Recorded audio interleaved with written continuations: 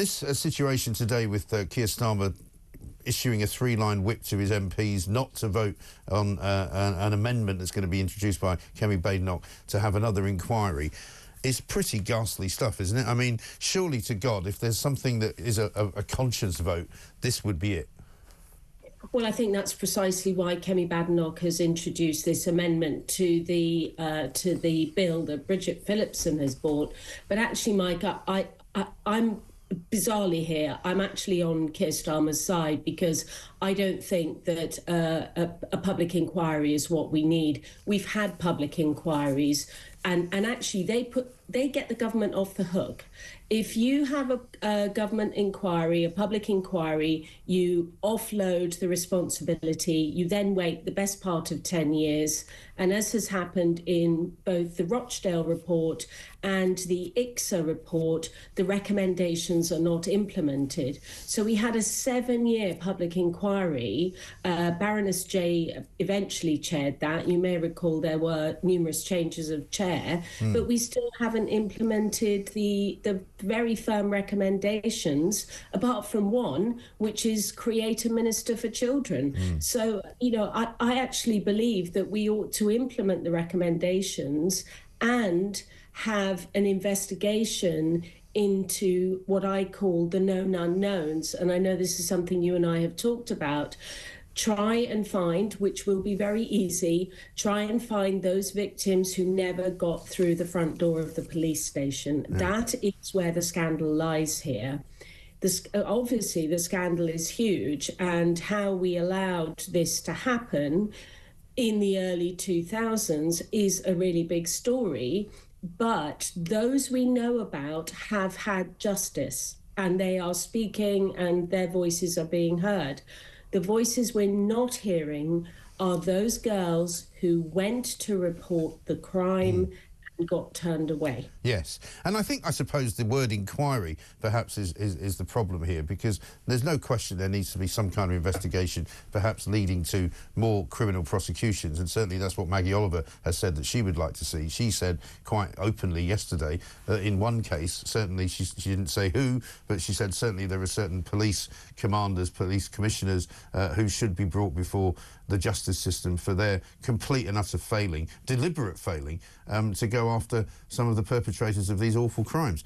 And so perhaps inquiry is the wrong word. Maybe investigation is what's needed, and it needs to be a proper criminal-led investigation which ends with criminal charges.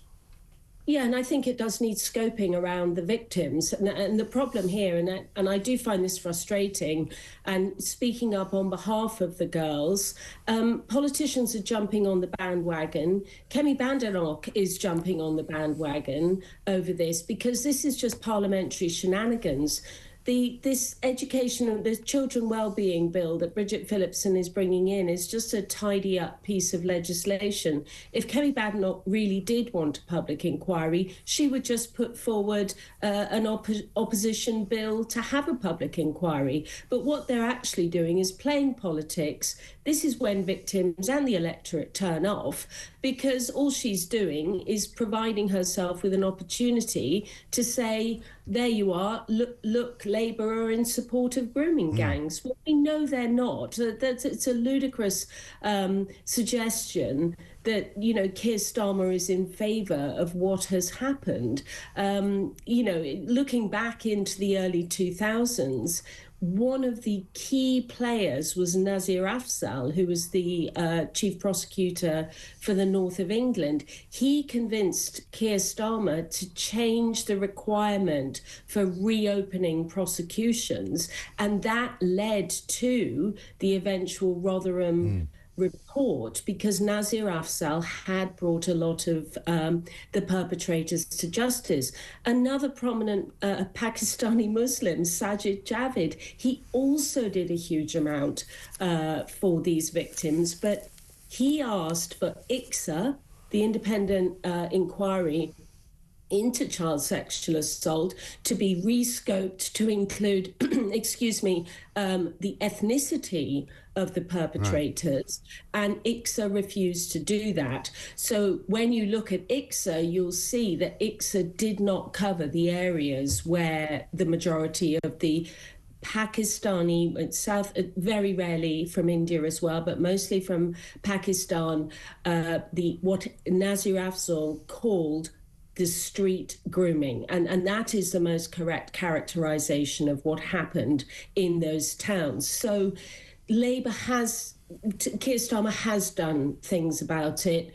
Jess Phillips has made a massive contribution to domestic violence victims, and characterization of the Labour Party as people who ignore the grooming gang scandal is not the focus that is needed at the moment. It's not.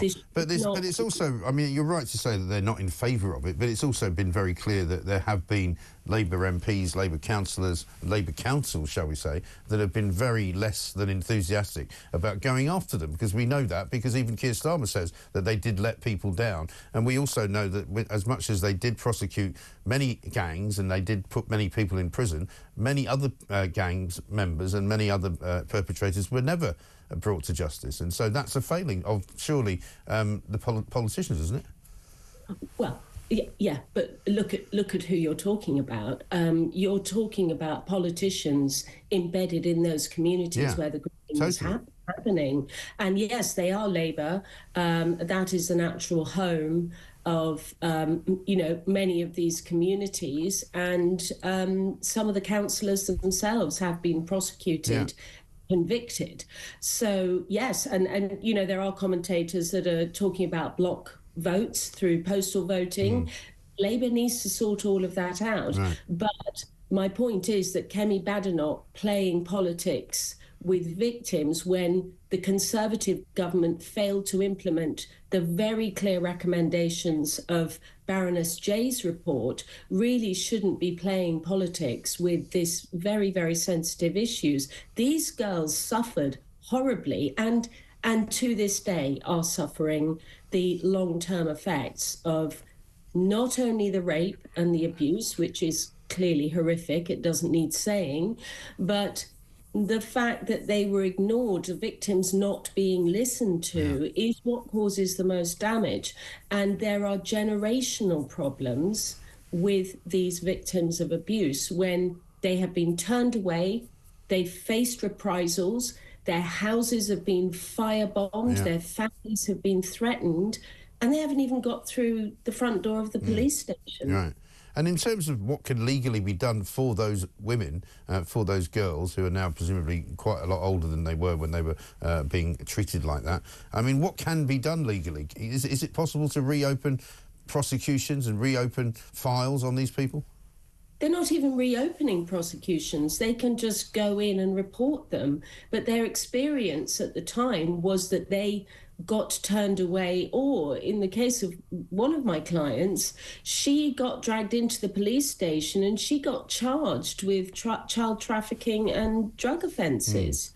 Because, by the time she got to 16, having had a baby at 14, she got to the age of 16, and rather than be raped herself, she was procuring younger girls so that she didn't have to get raped herself. So the police then charged her with child trafficking. But they never did anything about the perpetrators. So, yes, girls like her do need to go back to the police, but the emotional support they need to do that just simply isn't there. It simply isn't there, and they've switched off.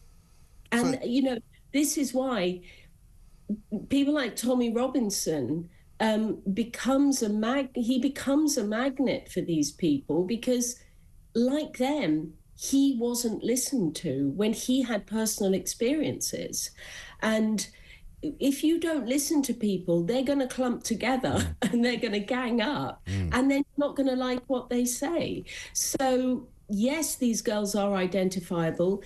One of the J recommendations was a national compensation scheme. One did run out of Rotherham, but that was for girls who were proven victims. We need to identify these girls. They all know each other, by the way. It won't be a problem finding them and identifying them. We need to find all of them, every single last one of them, and the numbers will be horrific. And yes, we do need a national compensation scheme. But So who can put all this together? I mean, what would you suggest in terms of how we can make that happen if you need to put somebody in charge of not an inquiry but an investigation or whatever it is that you want to call it? How do we make that happen? Well, we do now have a children's minister, and it ought to be the children's minister that puts a bill before Parliament to sanctify all of these processes into an act of Parliament. And because yes, if Keir Starmer refuses, and if you say he's got good grounds for refusing to have another inquiry because it won't do any good, OK, fine, accept that. But then let's find an alternative method of making justice happen for these people, and then we can put that to Starmer and say, do this now. Yeah, well, Kim Ledbetter managed to get assisted suicide through on a private member's bill, you know, the backbencher. There's no reason why any of the backbenchers can't put forward a private member's bill or even ask the children's minister herself to do it. You know, it is possible for a parliamentarian to say, right, let's implement the J report recommendations. Yes, but that won't do anything really, because that doesn't really cover much of the grooming scandal itself. It covers a great many other things, but it doesn't really address much of what we now know was going on.